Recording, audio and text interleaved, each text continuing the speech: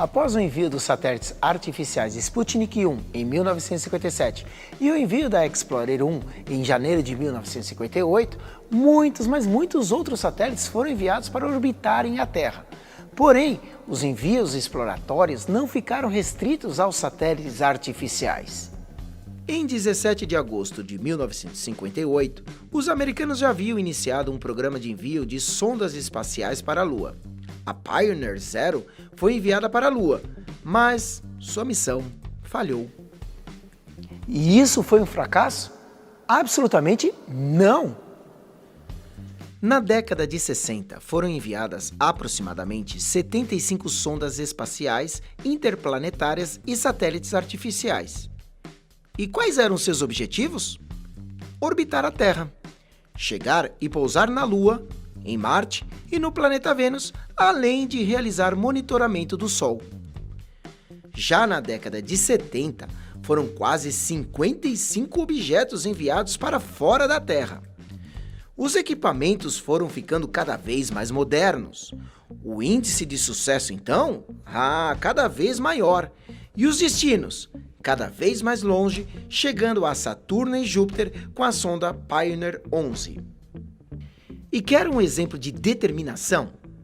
As sondas Voyager 1 e 2, que foram lançadas em 1977 e que tinham como objetivo explorar os planetas Júpiter e Saturno, foram muito mais longe, ultrapassando a região da heliosfera.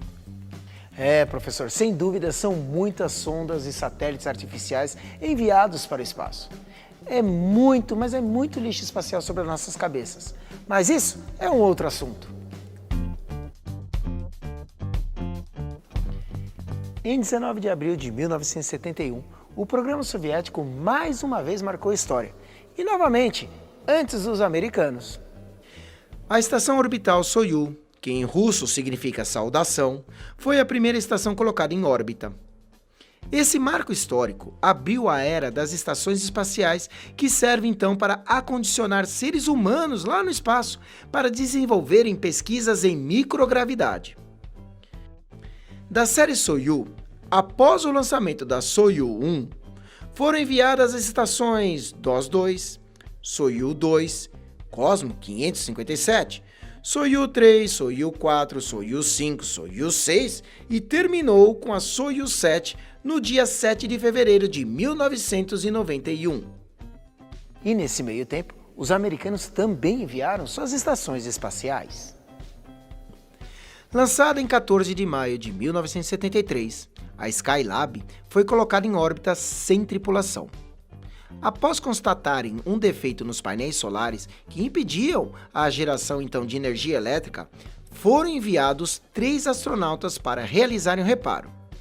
E assim, efetuados os devidos reparos, que davam então condições de habitação, foram enviadas outras 3 missões compostas por 3 astronautas por missão. Ao todo, foram realizados 300 experimentos, e a última tripulação voltou em 8 de fevereiro de 1974. Em 11 de julho de 1979, a Skylab retornou para a Terra vazia, espalhando então seus destroços sobre o Oceano Índico e na região da Austrália Ocidental. Para você ver o que pode acontecer um dia com aquele bando de satélites artificiais que estão sobre as nossas cabeças. Vai chegar um momento que um ou outro, ou vários deles, não terão mais utilidade e vão voltar à Terra. Daí a gente tem o que a gente chama de reentrada de satélite artificial. Mas você sabe, professor, qual é a probabilidade de você ser acertado por um dos, vamos dizer, 40 mil satélites e lixos espaciais que orbitam a Terra? Bem, eu não tenho aqui o número preciso, mas eu vou te garantir que é bem menor do que você acertar na loteria. É lógico que eu prefiro ganhar na loteria, não é? Mas vamos supor que seu carro, ou o meu carro, ele é acertado por um tanque de um foguete. Não fica triste, porque eu também não vou ficar, pois ele vai supervalorizar. Bom, mas vamos voltar ao nosso tema principal, né? Chegamos na década de 80, e eu vivi essa década. A data era 12 de abril de 1981. A Agência Espacial Americana realizou o primeiro lançamento do ônibus espacial. Ao longo da sua história, Com 30 anos de missões e mais de 130 voos bem-sucedidos, entre eles Columbia, Challenger, Discovery, Atlantis e Endeavour, as naves levaram astronautas para o espaço com o objetivo de realizar reparos técnicos, como, por exemplo, lá no telescópio Hubble e outros satélites também, além de transportar equipamentos e peças para a construção da Estação Espacial Internacional. O fim da era dos ônibus espaciais ocorreu em 21 de julho de 2011, com a reentrada da Atlantis no Centro Espacial na Flórida. Neste meio tempo, os russos estavam trabalhando para lançar uma outra estação espacial, a Mir, que significa mundo ou paz. Quem sabe essas palavras aí poderiam trazer uma possível mensagem, mesmo que, vamos dizer, sem saber de novos tempos. A corrida espacial estava enfraquecendo e cedendo lugar para uma futura parceria, acreditem, entre russos e americanos. Quem diria?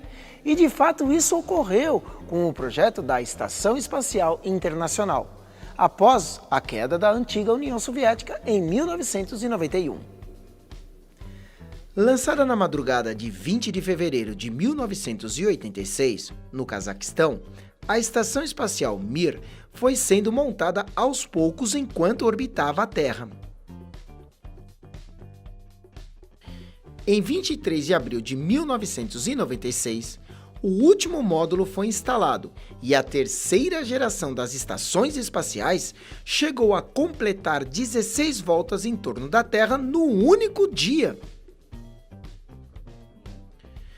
Durante os 15 anos que a Mir permaneceu em órbita, 12 anos foram tripulados, suportando até 3 tripulantes dentro do seu compartimento. O maior tempo de permanência na Mir pertenceu à cosmonauta Valery Polyakov, que ficou 437 dias e 18 horas.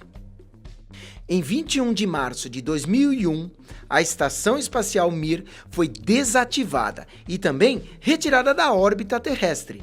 As maiores partes dos seus detritos caíram no Oceano Pacífico Sul. E no meio de toda essa história, sondas espaciais foram enviadas para outros planetas: Mercúrio, Vênus, Marte, Júpiter, Saturno, Urano e Netuno, além de todas as suas luas estavam sendo exploradas por muitas, mas muitas sondas espaciais.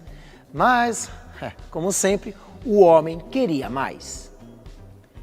Devido à necessidade de melhorar as condições de observação por instrumentos ópticos, tendo seu projeto iniciado em 1946, o primeiro telescópio espacial não tripulado foi lançado para o espaço em 1990.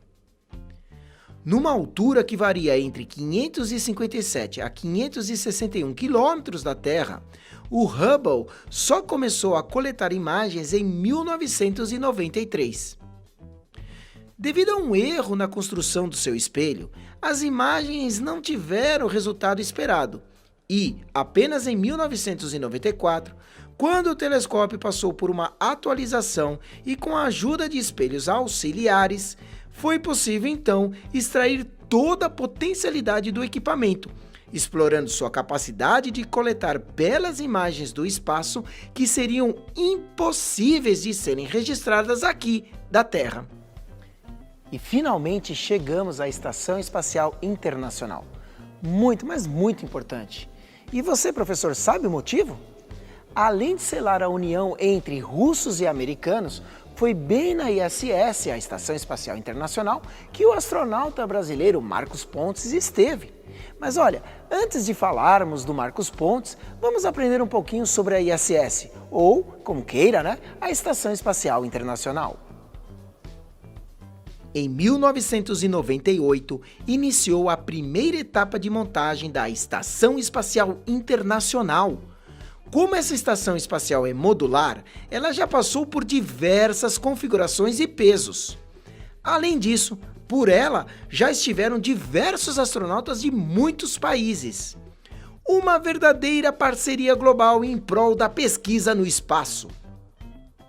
Esse satélite artificial de baixa órbita gira em torno da Terra a uma altura entre 392 e 406 quilômetros e uma velocidade, olha isso, de 27.700 quilômetros por hora. E como eu disse, o nosso astronauta brasileiro, Marcos Pontes, esteve por lá, na Estação Espacial Internacional. Ao todo, ele realizou 8 experimentos nacionais, desde efeito da microgravidade na cinética das enzimas lipase e invertase, passando pela pesquisa referente a danos e reparos no DNA na microgravidade, até pesquisas com viés para incentivar as crianças pesquisadoras através das pesquisas educacionais, isso mesmo, referente às sementes de feijão brasileiras e cromatografia da clorofila. Mas afinal, quem é que foi o Marcos Pontes?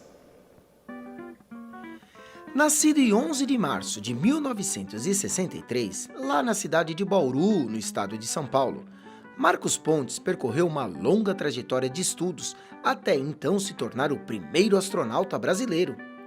Suas funções militares foram encerradas em 1998, quando então foi selecionado por concurso público realizado pela Agência Espacial Brasileira para representar o Brasil na carreira civil pela NASA como astronauta. Em 29 de março de 2006, Marcos Pontes realizou a primeira missão espacial tripulada da história do Brasil.